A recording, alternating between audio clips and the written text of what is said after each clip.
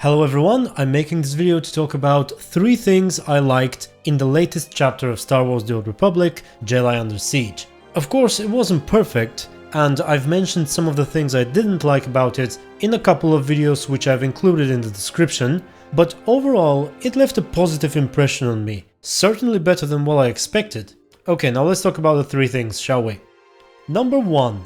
There's a different story for Republic and Imperial characters. This is something that we have not seen, if I'm not mistaken, since Rise of the Hutt Cartel, which came out, what was it, 6 years ago? Since then, it has all been the same regardless of your faction. And for the first time, we have an experience that feels genuinely different for both factions.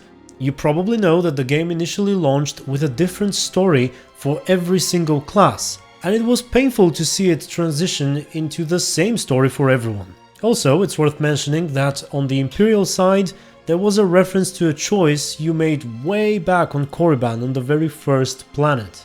It may be too much to hope for, but I'd love to see this continue for the upcoming updates as well. I realize it takes up more time and resources, but perhaps we have a big expansion on the way, which will be paid, this was free by the way, and they'll be able to earn something in return. And that was it for number 1. Moving on to number 2, and it is the returning characters and how they were handled. Overall, I think they did a pretty good job there, especially given how many returning characters we have in this chapter. I remember back in the day when Kaleo returned, she had a whole chapter dedicated to herself pretty much, and honestly that was one of my least favorite chapters. I can't even recall exactly what happens there off the top of my head. She was some anarchist on Zakul or something, and that's pretty much all I remember. Anyway, in Jedi Under Siege, we have a ton of people returning, and they somehow managed to do a good job of it. We have Dark Jaisa, Light Jaisa, Nadia Grell, Doc, Kemval, Master Nosdural, and of course freaking Darth Malgus, and all managing to fit well with what's going on. I probably would have liked to see more of Light Jaisa, perhaps have her show up during the encounter with Master Nosdural and urge you to not kill him.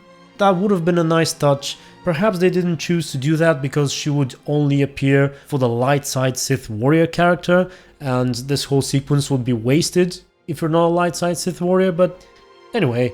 Now I do have some issues with the romances, but I've talked about it in one of the videos in the description, so I'm not gonna mention it here.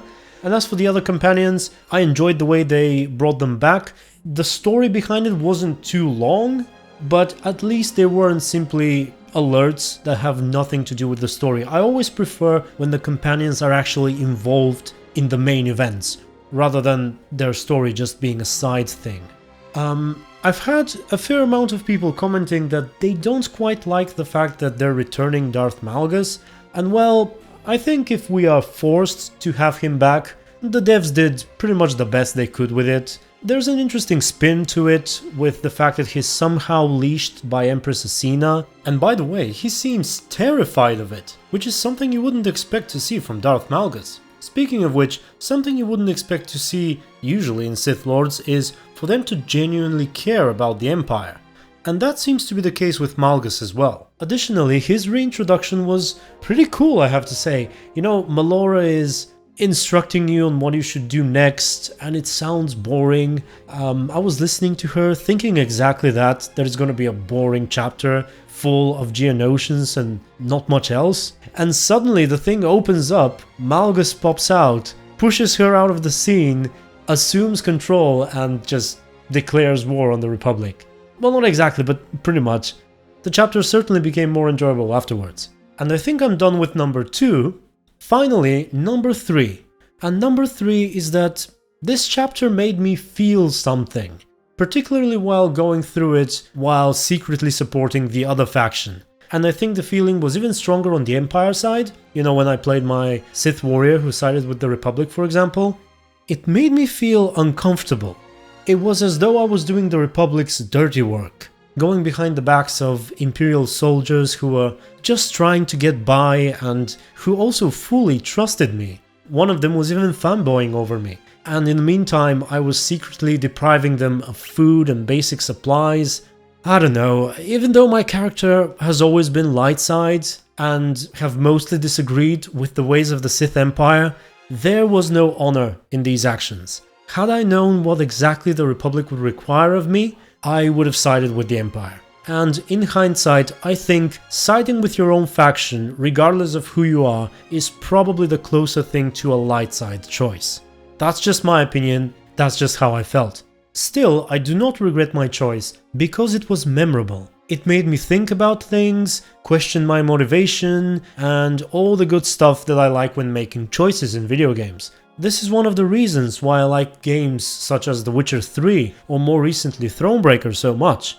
And I'm glad to see something like this take place in Star Wars: The Old Republic as well.